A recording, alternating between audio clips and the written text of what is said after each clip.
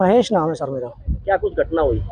Sir मैं यहाँ पे अपने डैश की गाड़ी रात को आती है तो उसके लिए अपने वर्कर जो यहाँ पे रहते हैं ड्राइवर लेबर उनको 70,000 रुपये दे के गया था कि एक गाड़ी आएगी और उनको पैसे दे देना। अक्सर ऐसा ही देता हूँ, 1.5 साल से ऐसे काम कर रहा हूँ मैं। जब दिन में काम करता हूँ तो रात को मैं उठ नहीं पाता, इसलिए मैं इनको पैसे दे जाता हूँ और मैं पैसे देकर निकल गया। आधे घंटे बाद ही मेरे पास कॉल आई मेरे लड़के की कि भैया ऐसे ऐसे एक गाड़ी आई है ब्रेजा और वो हमारे साथ एक लड़के को उठा के ले गए और बड़ी तेजी में गए हैं।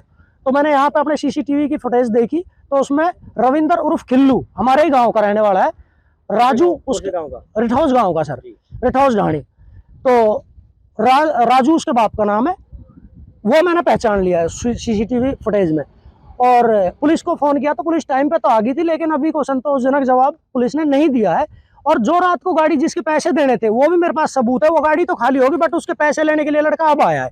बट आप उससे बात भी कर सकते क्या चाहते हो आप? मैं चाहता हूं सर उनको जो ये बदमाशी करते हैं, यहाँ से किडनैप किया है लड़का और उसके साथ लूटपाट करी है, उनको जेल में अंदर डाला जाए और हमारा जो है पैसा लिया है वो हमें मिले और इनको मतलब जो ये गुंडागर्दी करते हैं इनके ऊपर पाबंदी लगाई जाए। मेरा नाम मुश्ताक है सर। मैं खाना खा के सो रहा था, वो अचानक आया था इधर और कोई नहीं था, मैं अकेला ही था। वो पिंटू जो इसका बंदा है, जो पिंटू, वो सब्जी लेने गया था और मेरे को आया और उठाया, रिजाई से 2 थप्पड़ मारा था, उठा के देर मारा था। उधर 9 बजे की बात है। कितने पैसे थे आपसे? और मेरे पास 70,000 रुपये थे सर।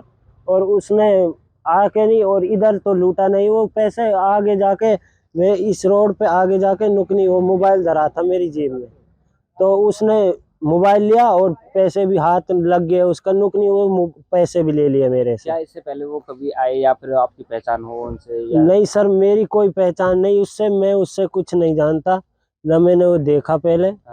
इधर ही आके मेरे को तो मार पीट के उधर, और रास्ते में चलती गाड़ी में से 2 लपड़ दिया था और पेंट भी फट गया सर ये, और बस उधर डाल के और छोड़ के भाग गया मेरे को। आपने किसको बताया? क्या मैंने भाई साहब को बताया था, कॉल करके भैया को फोन किया था अपने को, और फिर उधर आया और मेरे को बिठा के लाया उधर से। सर हमें अभी सूचना प्राप्त हुई है महेश कुमार जी रिठौज गांव से। उन्होंने सूचना दी कि उनके पास एक नौकर रहते हैं।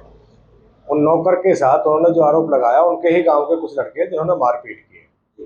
तो इसके बारे में अभी उनसे पूछताछ कर रहे हैं हम लोग, अपने स्तर पर जांच जारी है और जैसे जो भी सच्चाई होगी उसके आधार पर हम कार्रवाई करेंगे। हमने इस संबंध में राउंड द क्लॉक 2 ERB तैनात की हुई है अपने एरिया में, जो राउंड द क्लॉक पेट्रोलिंग करती है। उनका 10x10 के टारगेट के साथ वो लोग काम करते हैं।